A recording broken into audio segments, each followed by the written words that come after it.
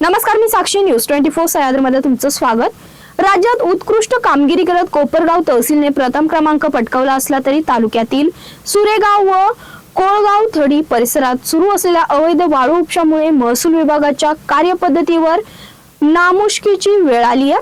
कोपरगाव तालुक्यातील अनेक गोदावरी नदी पात्रातून वाळू तस्करांकडून कोणतीही परवानगी न घेता नदी पात्रात अवैध भराद्याच्या साह्याने मोठ्या प्रमाणावर वाळू उपसा सुरू आहे। विशेष म्हणजे हा प्रकार महसूल विभागाचे अधिकारी कर्मचाऱ्यांच्या उपस्थितीत होत असल्याचा आरोप स्थानिक नागरिकांकडून केला जातोय। मात्र या गंभीर प्रकाराकडे महसूल प्रशासनाने जाणीवपूर्वक दुर्लक्ष केल्याचं चित्र दिसत आहे। कोपरगाव तालुक्यातील एका सामाजिक कार्यकर्त्याने कोळगाव व सुरेगाव गोदावरी नदीपात्रातून बेकायदेशीर वाळू उपसा मोठ्या प्रमाणात करून जवळच वाळू साठा केला आहे अशी माहिती महसूल विभागाला देण्यात आली।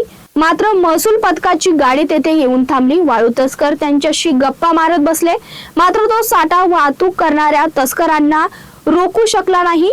ही दुर्दैवी बाब दिसून आली। यावरून महसूल विभाग किती कार्य तत्पर आहे हे समजतं। यावरून तहसीलदार महेश सावंत आपल्या कार्यकर्त्यांशी जोरदार राज्यात प्रथम क्रमांक मिळवत मात्र या महसूल पथक हलगर्जीपणा करतो की काय हेच कळत नाही।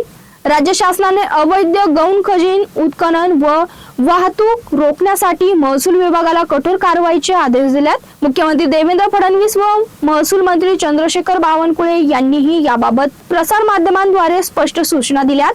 तरी देखील कोपरगाव तालुक्यात वाळू माफियांचा बिनधास्त कारभार सुरू असल्याचं चित्र दिसून येत आहे। स्थानिकांच्या मते तहसीलदार महेश सावंत यांच्या कार्यकाळात काही ठिकाणी कारवाया झाल्या असल्या तरी त्या केवळ नावापुरत्याच झाल्यात। परिणामी वाळू तस्करांचे मनोबल वाढले असून त्यांनी पुन्हा मोठ्या प्रमाणावर अवैध वाळू उपसा सुरू केला। दरम्यान कोपरगाव तहसीलच्या उत्कृष्ट कामगिरीबद्दल जिल्हाधिकारी पंकज आशिया यांच्या हस्ते तहसीलदारांचा सन्मान करण्यात आला असून शहरात अभिनंदनपर फलकही झळकल्यात। एकीकडे गौरव आणि दुसरीकडे अवैध वाळू उपसा या विरोधाभासी परिस्थितीमुळे नागरिकांमध्ये संताप व्यक्त होत आहे। अवैध वाळू उपसा रोखण्यासाठी शासन नेमकी कोणती कारवाई करणार याकडे आता सर्वांचे लक्ष लागलंय।